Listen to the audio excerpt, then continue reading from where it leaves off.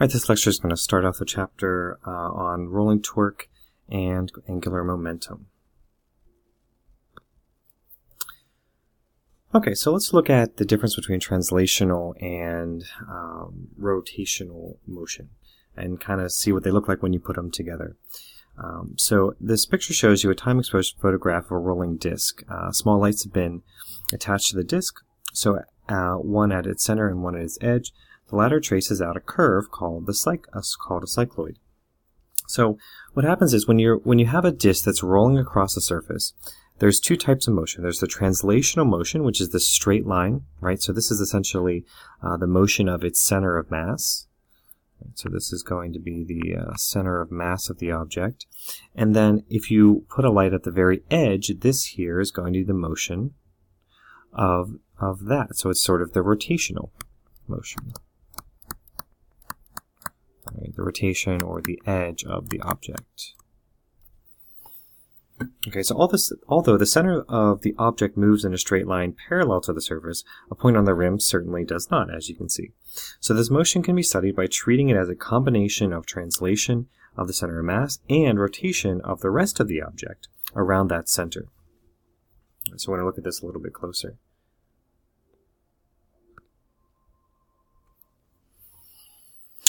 Okay, so let's start off by first looking at this wheel here. We're going to look at the distance that a wheel is going to travel. So first of all, if you look at a point here, let's say this, and it's going in this direction, right? So it's traveling in this direction. This distance here could be, we'll call some distance s. And as this is rolling around, right, it'll also be the distance that this point travels along the wheel. So we'll also call that S. Right, so this is S, right, as we're moving along, and then this point is also going to travel S along the circumference of the wheel. Okay, so this S can be related to the angle theta, right? So this is our angle theta here times the radius, right? Simply, this is the angle measurement. Okay. If we took S and we wanted to see, well, how fast is it going? So we take the derivative of it. So we essentially do ds dt, right? How S is changing with respect to time. We take the derivative of the right side as well. So this means that d theta dt is what's going to be changing, right? So of course, this ds dt is the velocity of the center of mass, right? Because it's covering this distance s in a certain amount of time. So this is just essentially the velocity of the center of mass going in that direction. And on the right side, we have the angular speed times the radius, right, which does not change, of course. All right, so let me get rid of this stuff here and look through these pictures. Okay, so essentially what we're looking at is pure rotation, and then we're adding pure translation to that, and what we get is rolling motion. So we'll look at each individually. In the first picture, we see that it's rotating with some angular velocity. On the top here, this point is going to be going at the velocity of the center of mass, right? And only this point, right? Sort of it changes as we get along here. But the point at the top is going to be traveling at the same speed as the center of mass. The point at the bottom is actually going to be moving backwards, right? If you're talking about just the rotation of it, right? So this is traveling minus the speed of the center of mass, right? And of course, at this point, this is also the velocity of the center of mass, but the vector of it, of course, is going to be up, right? So really, any point on the wheel is going to be going at the velocity of the center of mass in pure rotation. Right, so we're not talking about any translation here, we're just talking about the pure rotation of the wheel. Okay, so now we want to add, or now we're going to look at what translation would look like. Well, if this wheel was just moving to the right, so this is moving to the right, this is moving to the right, it's not rolling at all, it's not rotating, it's just straight moving to the right, every point is going to be going at the velocity of the center of mass. So when we look at rolling motion, which just adds these two together, well, we have the velocity of the center of mass plus the velocity of the center of mass, which means the point at the top is actually going at twice the velocity of the center of mass. Right? It's going a little bit quicker. The point in the center, of course, is the center of mass, so that's just going to be going at the velocity of the center of mass. And the point at the bottom is actually going to be the minus the center of mass plus the center of mass, so this actually ends up being 0. Right? And that makes sense because when you're talking about something that's rolling, the point that's actually touching the ground shouldn't be moving, right? There should be no slipping happening as you're rolling across. Or let's just assume that there's no slipping happening. All right, so the point down here is going to be going at 0. Okay, let's move on. All right, so let's look at the kinetic energy of rolling. So if we view the rolling as pure rotation about an axis through P, then the kinetic energy, of course, is going to be 1/2 I. This is about point P omega squared. All right, so we're looking at a rotation axis through here as if this is rolling about this point. And of course, we're going to use our kinetic energy equation that we learned last chapter. But this is going to be the moment of inertia about point P, right? Of course, times the angular speed squared. All right, so omega is angular speed, I is the rotation about point P. So now we need to use the parallel axis theorem because we're not looking at the moment of inertia of the center of mass, right? So we want to look at it in terms of what's going on with the center of mass. So we'll use the parallel axis theorem to find that for us. All right, so what we do, say the moment of inertia at point P is actually going to be the moment of inertia at the center of mass plus mh squared. So this is the moment of inertia of the center of mass plus mr squared. Right, because h is going to be our radius, right, our distance right here, so we'll call that r. Alright, so I'm going to combine these two equations. I'm going to take this and plug it into our kinetic energy equation, and we're going to see that the kinetic energy of this object is going to be 1/2 I times the center of mass omega squared plus 1/2 m times the this is the velocity of the center of mass squared, right? So we use this relation here, right? Omega, the velocity of center of mass is equal to omega r, right? So I plug that in. I solve this for omega, plug that into this equation, right? Our r's canceled out, and we get this. So essentially what this says is that for a rolling object, there's two types of kinetic energy. There's the rotational kinetic energy due to its rotation about its center of mass, right? So that's this here. This is one. And then translational kinetic energy due to translation of its center of mass, right? So this is its translational kinetic energy. Okay. So a wheel rolls horizontally without sliding or slipping, while accelerating with linear acceleration a com. All right, so now we're going to look at the acceleration of the center of mass. A static frictional force is going to act on the wheel at point P, opposing its tendency to slide. All right, so we can have a wheel rolling across here. There has to be some static friction here between the wheel and the ground, or this wheel would just slide, right? It would just slide across the ground. So this static frictional force is always going to oppose motion. Right? Remember, frictional force opposes motion, and essentially it's going to oppose sliding. Right? Sliding or slipping. All right, so in each case we need to think in which direction is there going to be a tendency for it to slip. So if this wheel is rotating and it has an acceleration, which means it's speeding up, right? It's rotating faster and faster and faster. This wheel would then have the tendency to slip in this direction, right? If you kind of think about it, as it's rolling, if it didn't have enough friction here, it's going to cause the wheel to keep rotating without actually catching the ground. So it's going to cause the wheel to slip that way, which means the friction is actually in the direction of motion in this case, right? It's in the direction of the acceleration. Okay, so we have this expression, which is the acceleration of the center of mass is going to be equal to alpha r. right? This is just the relationship between our linear acceleration and our angular acceleration, right? And we got this by simply going back to, right, if we go back a couple slides, we just took the derivative of this. So the derivative of the left side is the acceleration of the center of mass. The derivative of the right side is going to be alpha times r. Okay. So if the wheel does slide, when the net force acts on it, the frictional force that acts at point P, right here in the figure, is going to be kinetic. And then the motion is not smooth rolling, right? It would then be slipping. And the above relationship does not apply to the motion. So in this chapter, we're only going to look at wheels that do not slip.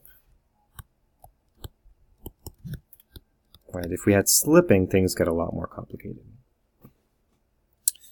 All right, let's continue on. Okay, so we have a round uniform body of radius r rolling down a ramp. The forces that act on it are the gravitational force, right? So the gravitational force, which you know is going to be acting straight down on the object. A normal force, which is going to be acting perpendicular to the surface, so we have a 90-degree angle there. And the frictional force, which is going to be pointing up the ramp. So notice, this disc, or this uniform body, is going to be rolling down the ramp, so it's accelerating down the ramp, but the friction is actually against it in this case, which was different than the previous case. But again, we need to think about where it's going to be slipping, right? We always want to go the opposite direction of where it wants to slip. So because gravity is pulling this down, it's going to want to slip in that direction, right? So the friction is going to oppose it going up and to the right. Okay, so we want to try to find an expression for the acceleration of the center of mass of this rotating disk. So to do that, we're going to look at two things. We're going to look at the summation of torques, and then we're going to look at the summation of forces, and put those together to find an expression for the acceleration of the center of mass. Okay, so let's start with the summation of torques. Right, summation of torques is going to be equal to I alpha. Right, so the only torque acting on this disk, right, so the force of gravity acts right here. We don't need to worry about a torque that it's applying because it's acting at the center of mass, right? So, but this frictional force is supplying us a torque. Okay, so our torque then is going to be the radius times the frictional force. And that's going to be equal to the moment of inertia of the center of mass times alpha. Okay, so we're going to use, or we know that our acceleration to the center of mass is going to be alpha r, right? We saw that in the previous slide. So I'm going to combine these two equations, right, and then solve for my frictional force. When I do that, the frictional force is then going to be equal to minus I times I of the center of mass times the acceleration of the center of mass, r squared.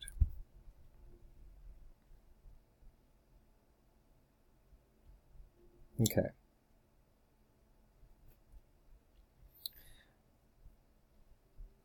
Now that we have an expression for the frictional force, we can go ahead and try to come up with an expression for the frictional force using Newton's law, right? Looking at the forces this time. All right, so if we're looking at just the forces acting on this object, we're going to say summation of forces is equal to ma. All right, so we're going to say the frictional force to the right is positive. So this is going to be Fs minus, all right, this is going to be the gravitational force. So we're looking in the x-axis. This slanted angle here is going to be the x-axis. We want to know how much of this gravitational force is actually in this axis, so we draw out this triangle, right? This theta is equal to this theta, which means we're really looking for the sine of mg. All right, so we have capital M g times the sine of theta. That's equal to mass times acceleration. So this is the total mass m, and this is going to be the acceleration of the center of mass. Okay, so now we have another expression. We can take the frictional force that we found here and plug it into this equation. So what we're then left with is I of the center of mass times the acceleration of the center of mass divided by r squared minus mg sine theta is equal to m times the acceleration of the center of mass. Alright, so now what we're going to want to do is solve for the center of mass. To do that, I'm going to put all the acceleration terms on one side. So I'll add this to the other side, so we end up with minus mg sine theta is equal to mass times the acceleration plus the moment times the acceleration divided by r squared. Okay. Simplifying this right side, I'm going to pull out the acceleration of the center of mass. What we're left with is m plus I over r squared. Okay. So then I'm just going to take this and divide it onto the other side. What I'm left with is the acceleration of the center of mass is equal to minus mg sine theta divided by m plus I times the center of mass over r squared. So I could leave it like this, but I can actually simplify it a little bit further to a point where it might be more useful to us. So what I'm going to do is multiply this term by m over m. When I do that, I can actually take out an m in every term, right, because it's just m over m. And what I'm left with, oops, let's go back. What I'm left with is minus g sine theta divided by 1 plus moment of inertia divided by mr squared. Right, and this is, oops, the acceleration of the center of mass. Okay, so this is going to work for any rolling object, as long as the direction of the frictional force is in the same, is orientated as such. You can see why this simplification might have been useful, right? Because now you have this over mr squared. So generally we have mr squared in the terms of the moment of inertia, right? So that's going to cancel there and make this equation a lot simpler when you're solving for the acceleration. Okay, so let's take this and take this result and do something with it. Okay, so here's our sample problem. We have a uniform ball of mass 6 kilograms and radius r that's rolling smoothly from rest down a ramp at a 30-degree angle. The ball descends a vertical height of 1.2 meters to reach the bottom of the ramp. What is its speed at the bottom? All right, so we're going to look at where the center of the moment of inertia of the center of mass is the ball's rotational inertia about an axis through its center of mass, where vcom, the velocity of the center of mass, is the requested speed at the bottom, and where omega is the angular speed. Alright, so let's start with this. Alright, we know we have an angle of 30 degrees. We have a height of 1.20 meters. We have a mass of 6.00 kilograms. Alright, and we're going to start with the conservation of energy.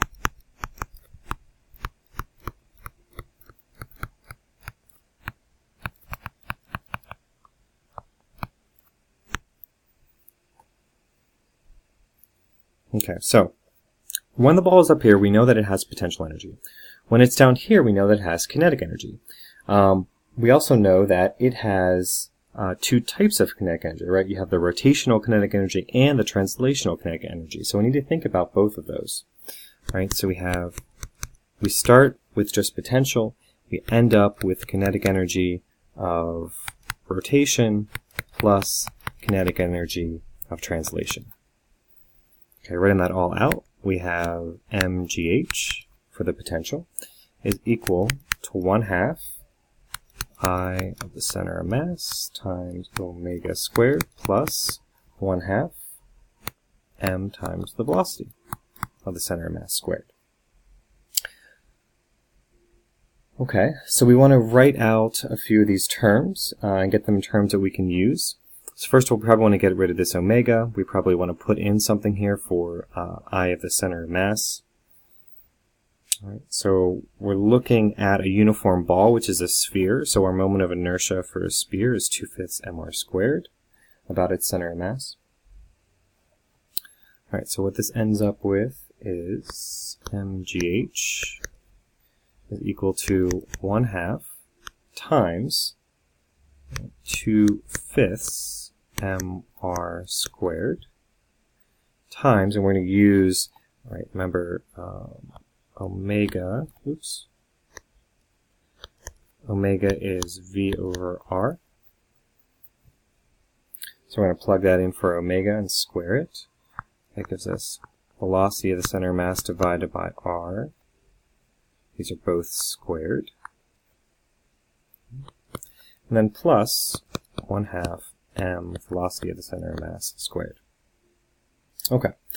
So some of this simplifies, right? Let me fix this a little bit. Right, this is going to be 2/5.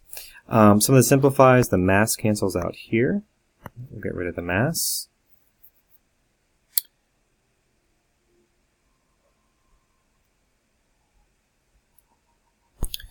And so what we're left with is GH is equal to, let's see, these 2's are going to cancel, so you have 1/5 r squared. Actually, the r squareds are going to cancel out too, so these go away. So really all you have left is 1/5 times the velocity of the center of mass squared plus 1/2 times the velocity of the center of mass squared. Simplifying this, let's see, this is going to be 1/5, so it's 5/10 and 2/10, so that's 7/10. 7/10 velocity of the center of mass squared is equal to GH. So solving for the velocity, we get 10 over 7 GH and then square root. All right, we're going to plug in 1.2 meters for H, 9.8 for G, and we get the velocity of the center of mass. Oops. It's 4.10 meters per second. Sorry. Okay.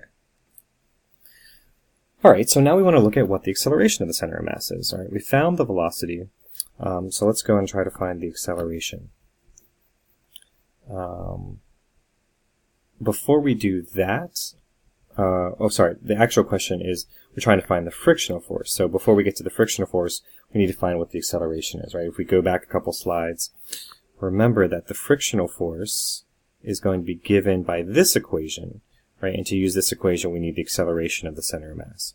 So we'll go ahead and jump to the acceleration of center of mass first, and then we'll plug that into our frictional force equation. Right? It's a very similar situation, so we can use the same equation. Okay, so the acceleration of the center of mass equation was this. Minus g sine theta divided by 1 plus the rotational inertia divided by mr squared. All right, so let's plug in what we know. This is going to be g sine of 30, right, because the angle is 30. And on the bottom, we have 1 plus, so it's 2, oops, talking about a ball here, so the moment of inertia is 2/5 mr squared divided by mr squared. So now you can see why we did that simplification, because this just cancels out for us. So what we're left with is 9.8 times the sine of 30 divided by 1 plus 2/5. So our acceleration ends up being negative 3.5 meters per second squared. So this is how fast it's accelerating down the ramp. Now that we have the acceleration, we can go ahead and solve for the frictional force.